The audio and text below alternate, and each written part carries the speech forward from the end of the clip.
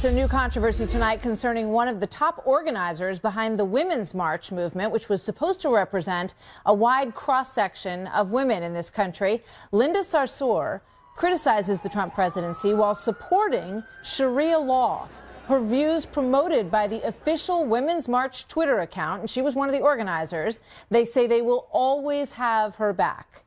But now some are questioning if she's the right messenger for women of this country. Sarsour has lashed out at other prominent women who are in favor of reforming some of the tenets of Islam. Sarsour's 2011 tweet, which has now resurfaced, went after these two very prominent women who have spoken out against Sharia law and in this vicious way. Read this for yourself at home.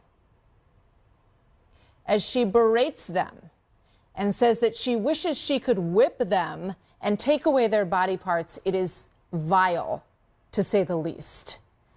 Joining me now is the person who that was directed at, Ayaan Hirsi Ali, well-known author and activist and research fellow at the Hoover Institution and the founder of the AHA Foundation. Ayaan, welcome. Very good to have you with us tonight.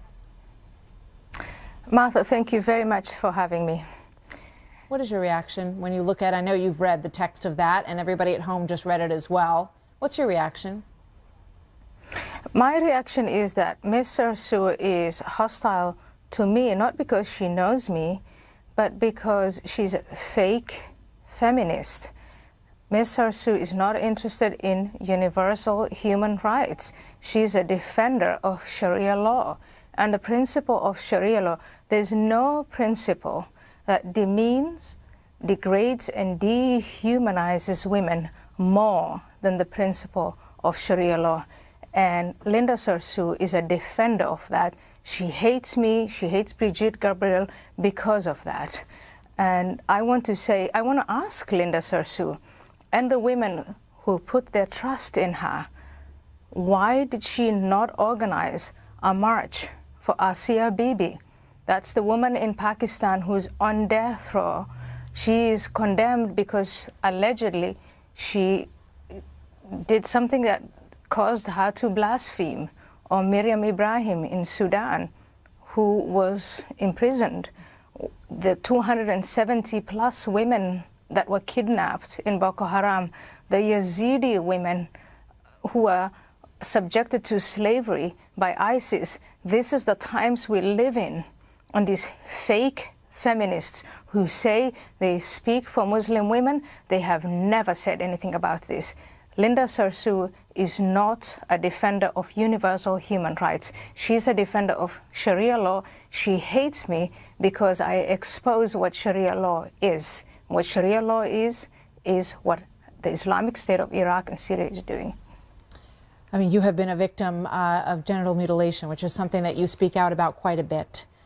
It must be shocking to you to watch all of these women gather, in Washington under this woman's, leadership.